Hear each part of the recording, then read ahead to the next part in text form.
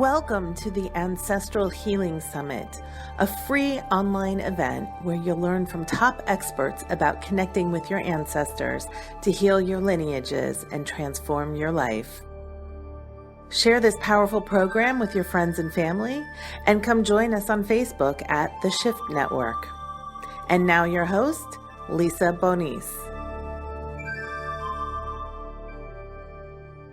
Welcome to this session of the Ancestral Healing Summit with my guest, Brandon Jones. Our topic today is the legacy of trauma, the African American experience. Brandon Jones is a psychotherapist, professor, and author who specializes in adverse childhood experiences and historical and intergenerational trauma. His passion is helping you live life with purpose, on purpose, by healing from your past, dealing with your present, and developing for your future. Brandon, thank you so much for making the time to join us today. Welcome. Absolutely. Thank you for having me. It is an honor to be on this program.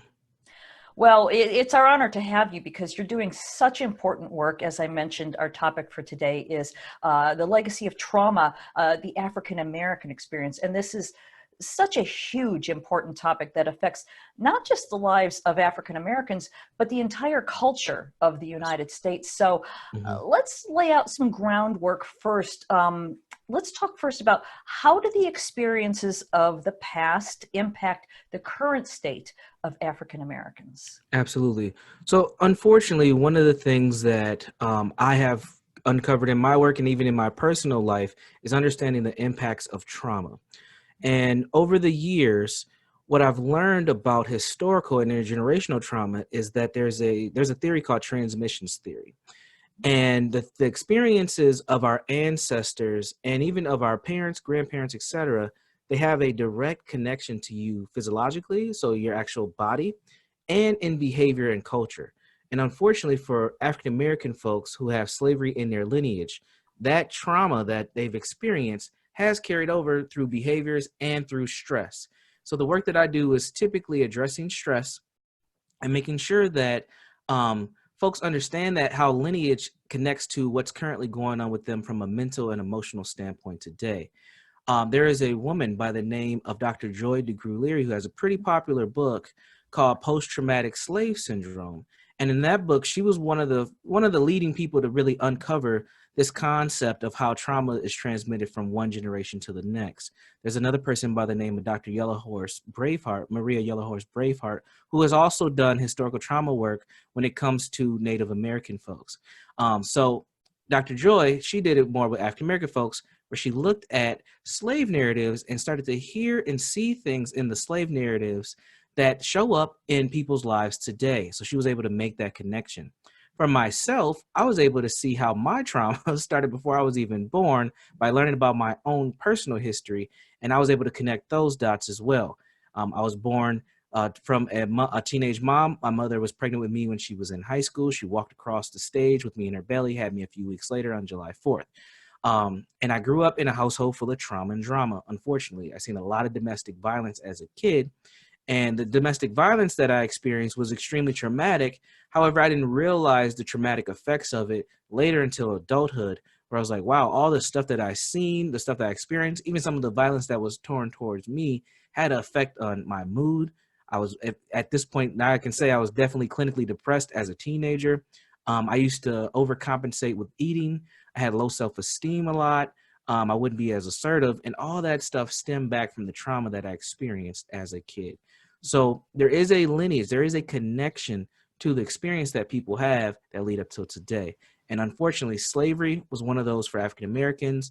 And then after slavery, we had Jim Crow, which was pretty much like serfdom, if you want to compare it to other places in the world, where African American folks attempted to conform into this American idea, but unfortunately, due to racism and race actually becoming a thing and categorized in the United States, African American folks continued to struggle.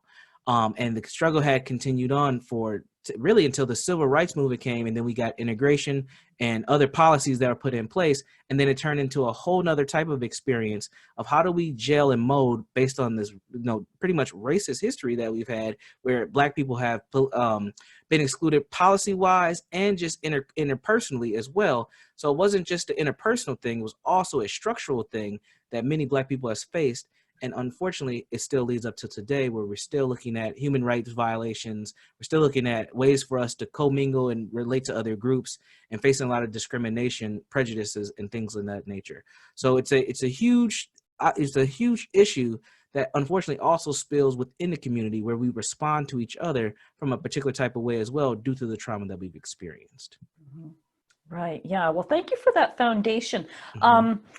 There's so many different directions we could go with this. Yeah. Let's start out with sort of the hidden things, the things that people don't even realize are happening in their lives. I saw you in an interview recently. You're talking about a woman who was videotaped disciplining her son. Yes. And the way that she reacted on subtle levels was sort of I'll let you tell the story. Yeah, very interesting. Yeah, so there was a video that went viral not too long ago of an African-American woman who came to the school of her son. Her son was misbehaving in school, so she obviously got a call from some staff at the school and showed up there. But the interaction that happened when she got there, and the reason why the video went viral, was very disturbing.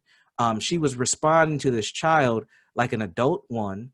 So she was yelling at him, calling him names, disparaging names, threatening him, threatening to bash his face in, and things like this. So these are just negative parenting concepts, things that you don't want to ever see a parent do, regardless if they're African American or not.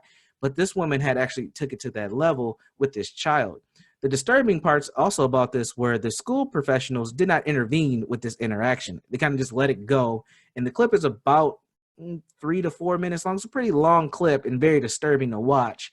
And they didn't interact. They didn't interfere.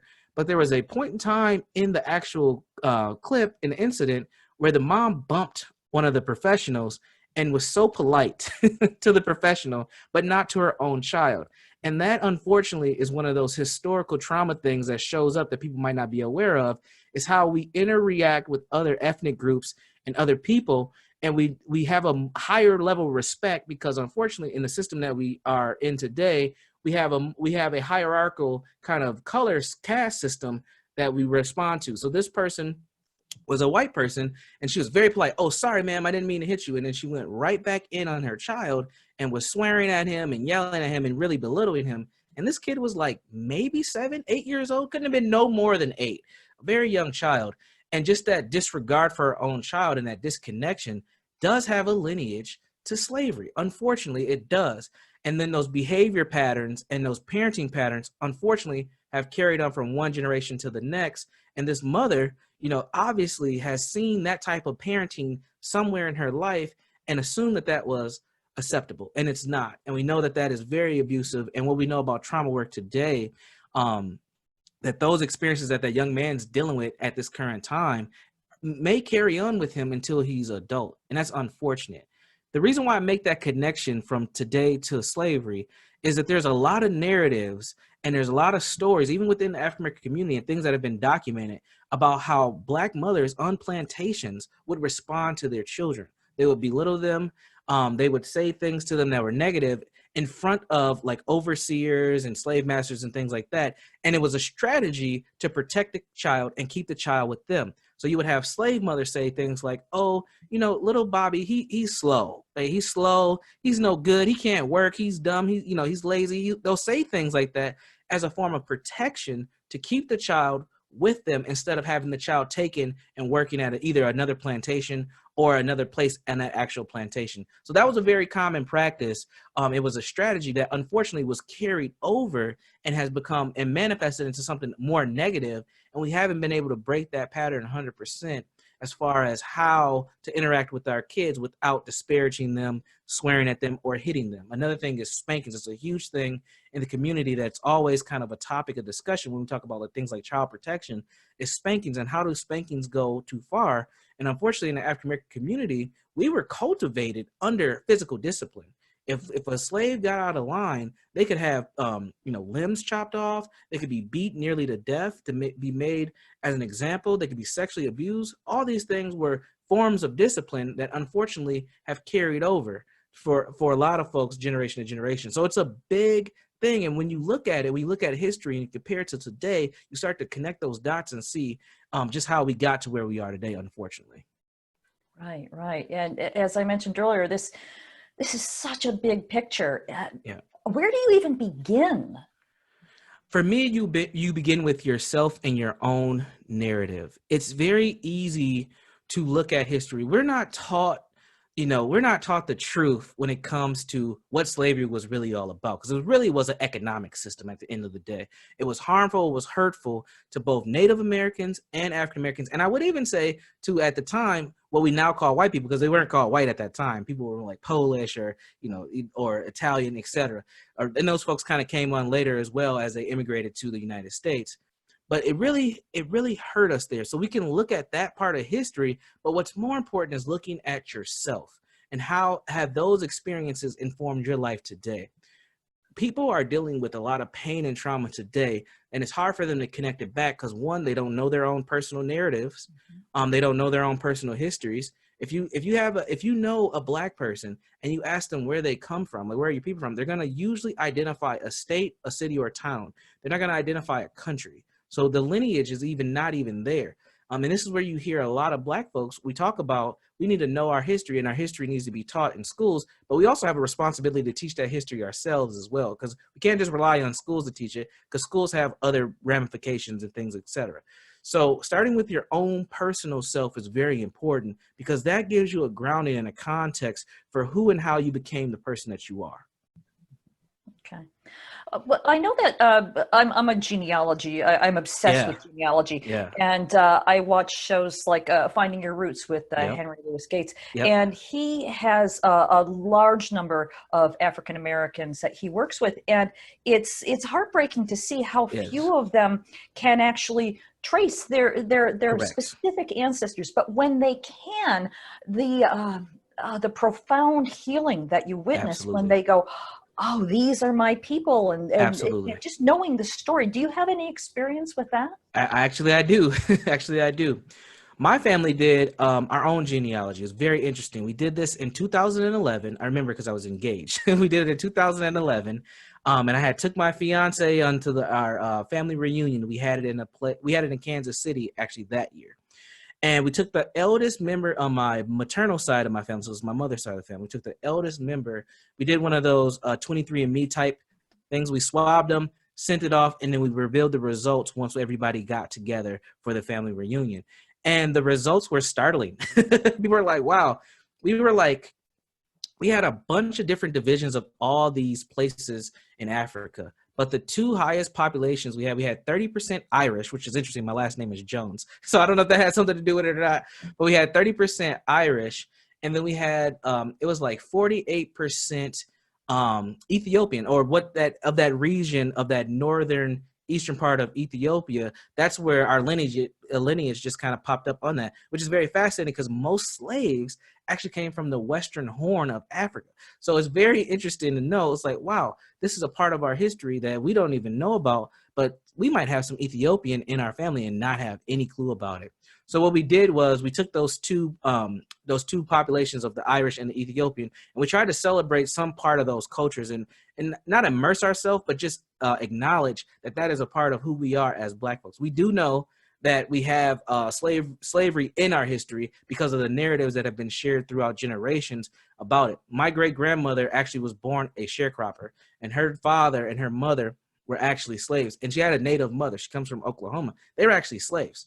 And my great-grandmother was actually a domestic until the day she died. So this is just things that have happened over and over and over again. My grandfather, he has slavery in his history. He's by way of Mississippi. My great-grandfather and great-grandmother met in a place called Danville, Illinois, where they migrated up north so he could work in a factory till the factory's closed, and then they migrated up to the Twin Cities, where I'm actually at now, in Minnesota. So that's kind of a little bit of my lineage and my history and what we know.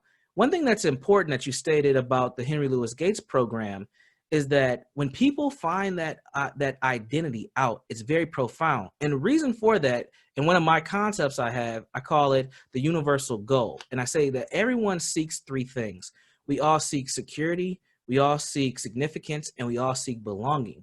And when you're able to identify, even if it's one place or multiple places where your lineage starts, you get that feeling of belongingness that unfortunately a lot of African American folks don't have, because we were born without documentation a lot of the times. We were given names, we were told who to be and how to be, what to worship, who to worship, what to eat. We were given these things. We weren't able to define those things for ourselves. So that was a huge thing. That's a huge thing for people to say, oh, wow, my family comes from this region of Kenya, or this region of Somalia, or this region of Nigeria. To say those things is very profound because it gives us that significance. It highlights why we matter.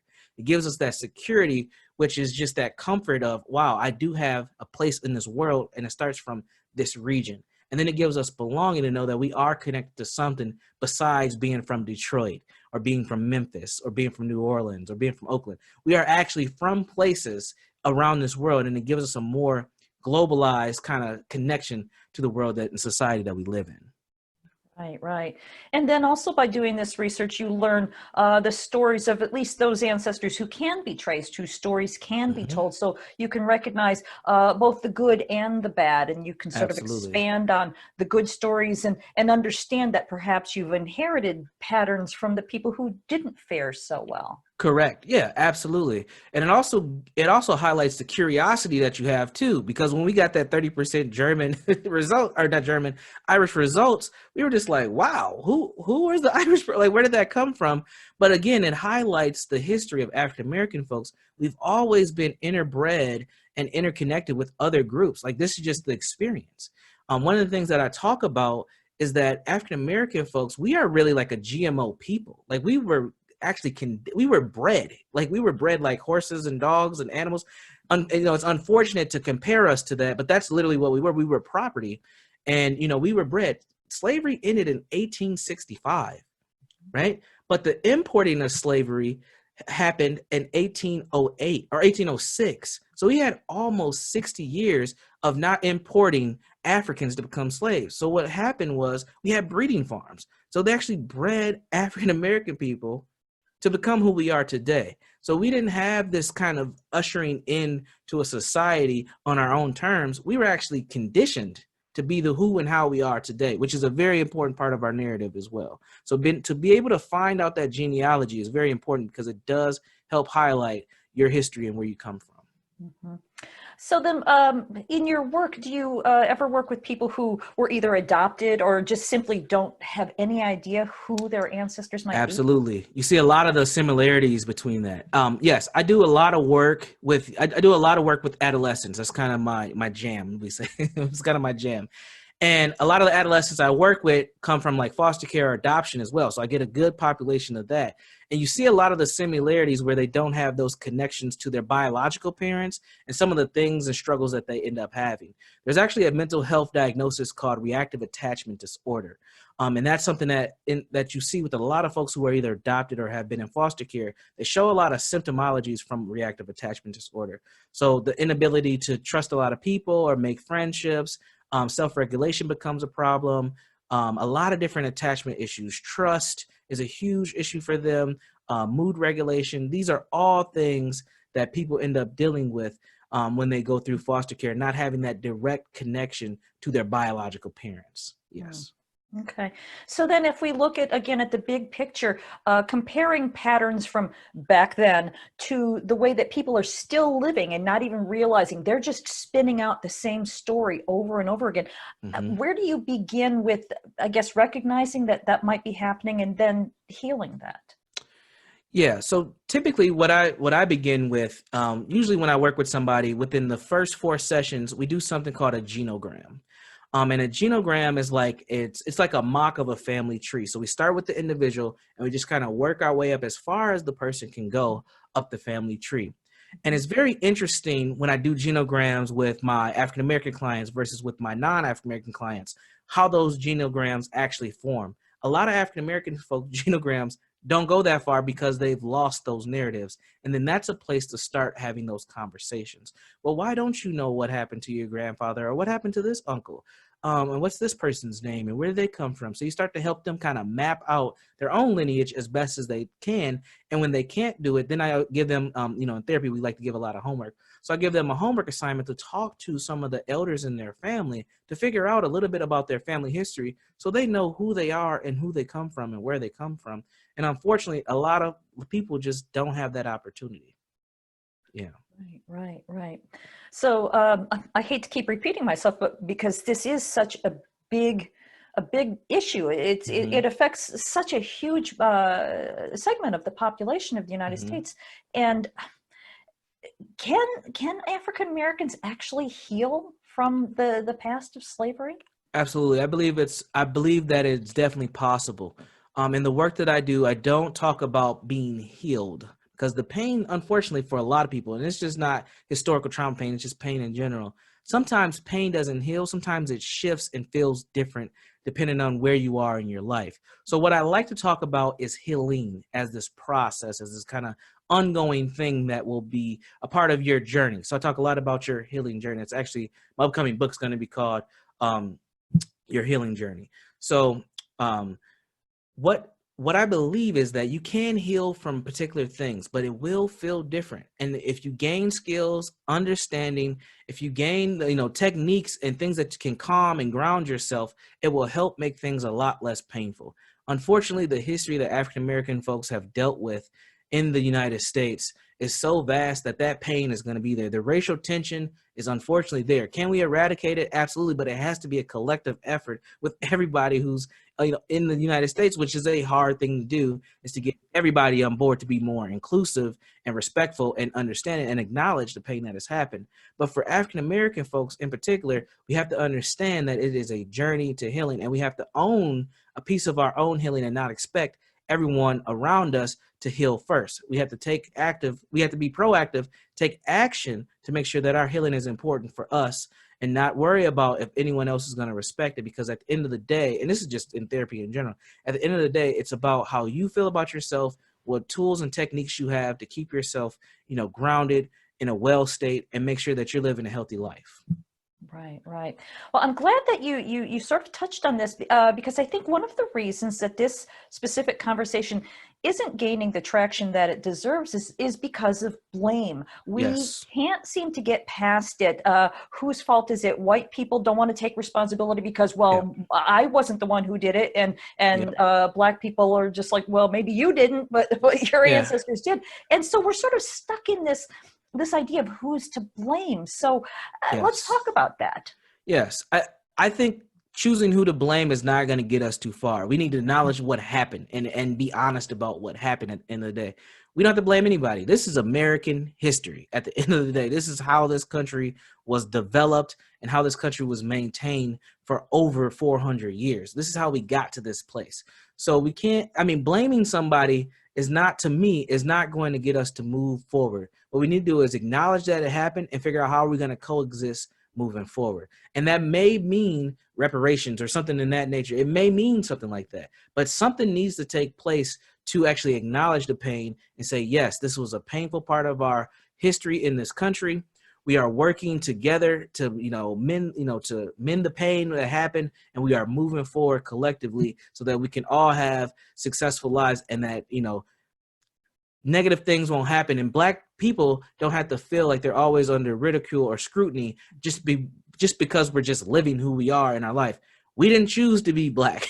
We were born this way. And we have to understand that at the end of the day, if we're going to coexist, we need to acknowledge what happened. We need to be honest about it. And we need to figure out ways to move forward. Right.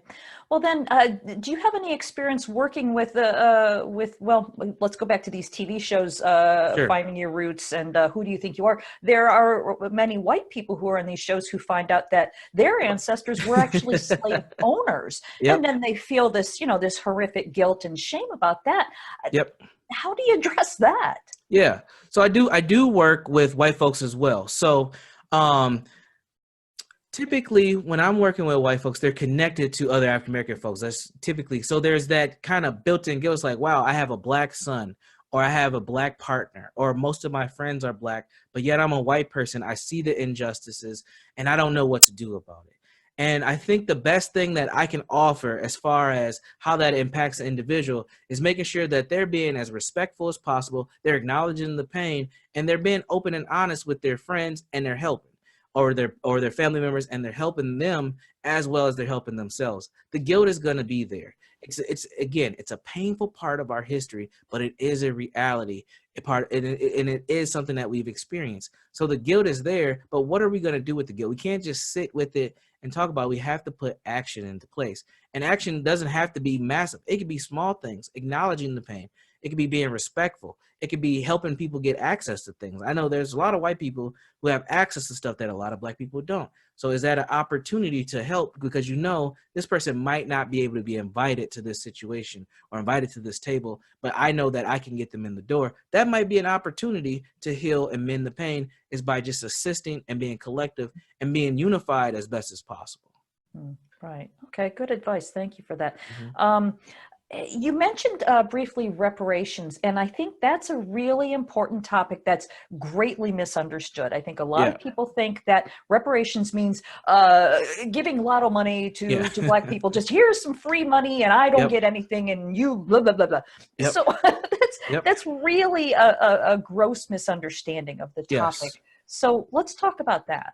Yes. So from my understanding, there's a lot of talk going on about reparations right now. There's a popular movement called ADOS, which is American Descendants of Slaves, that's going on now. And I think that they do a lot better job at handling this. But I will point out one person. So people are interested in reparations and the financials behind it. There's a man by the name of Dr. Sandy Doherty out of the University of Duke. I believe, he's at Duke. He talks about this. Reparations to me is about resources, and we have to think about, one, what was the cost, and what was the cost and the loss that African American people have faced due to the trauma that took place of slavery. And I think that needs to be, one, again, acknowledged, and there needs to be honesty behind that acknowledgement, but then figuring out what is the most appropriate resources at this time to say, yes, this is what happened and this is how it has impacted these people, and now we need to help. And here is the help that we're offering. I've heard all different types of ideas: free college tuition, healthcare, like you said, just, cutting checks and everybody just gets paid. I don't know what it is, but it needs to be something. I do believe that there needs to be something that says, yes, we have systemically blocked out these groups of people for years from having the same access as others. We need to do something collectively. I mean, we've had all types of policies that have blocked us. We couldn't vote for the longest. During slavery, it was illegal for you to read, and if you got caught reading, it could lead to physical punishment. We've dealt with redlining. So for folks who don't know what redlining is, that was when you can only purchase housing in particular areas if you were allowed to purchase housing. A lot of Black soldiers that came back from World War II were not allowed to utilize the GI Bill. And that was a huge opportunity for the United States to move forward, especially as far as race relations, because that was a financial help to move the country forward. So a lot of Black soldiers that came back were not afforded that opportunity.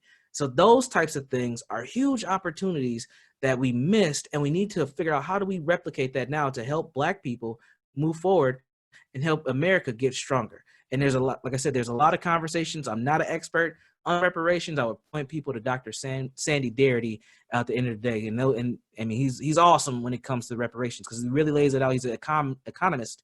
He really lays it out, and he lays out the dollars really well. Right. Okay. My view of it is we're just leveling the playing field so that we're all sort of starting from the same place. And that to me just seems only fair. Absolutely. One more thing to add to that. It's not about taking anything away from white people as well, because I know that comes up in the conversation is, well, you're going to give this to them and take it away from me. It's not about taking anything. It's about what you just said, leveling the playing field so we're all moving forward together. One of the things, unfortunately, in the United States that we deal with is this us versus them thing. And we're not thinking about collectively, how do we move forward as Americans? We're thinking about Black, white, Latina, X, Asian. We're just so race focused that we don't think nationality enough. Right. Wow. Okay, well, we've covered a lot of ground, but before we go any further in our conversation, I want to make sure that I mention your website. That is Yep, jegna.org. you Am I got it pronouncing right. it correctly? Yeah, All right. jegna.org. There you go. Okay, great. So what can people find if they visit your site? Yep. So at jegna.org, you can find my contact information there. Look, you can learn a little bit more about myself. I do have some courses that I'm doing as well. I have a self-mastery course on there. You can find I have a free 5-day course called Legacy of Trauma, where I actually go through this step by step, pretty much from a generational point, where I start at the transatlantic slave trade and I end to where we're at today, going over this experience and this history that African-American people have unfortunately dealt with, this American history that African-American people have dealt with.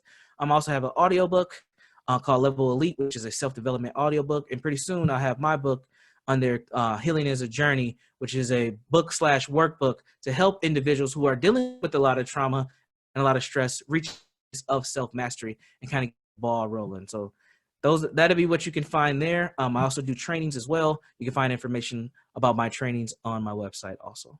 All right, so Brandon, we're running low on time, but before we close, and as we've mentioned, this is an endlessly deep subject, but are you able to share with our viewers, beyond what you've already sort of talked about, any practical techniques for them to begin exploring this work for themselves? Absolutely. I think practically some of the best things you can do is one, get some reading material, or if you're not a reader, you can always check out things on YouTube. There's a lot of information about African-American history and American history that has impacted African-American folks out there. So equipping yourself with knowledge is a huge, huge piece.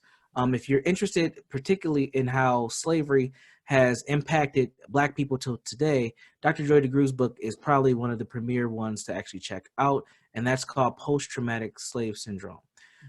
Outside of that, if you're interested in your own personal healing, a couple of things that I would encourage you to do is one, seek out social and emotional intelligence. That is going to help, and that's something that I do as well. That is something that's going to help you manage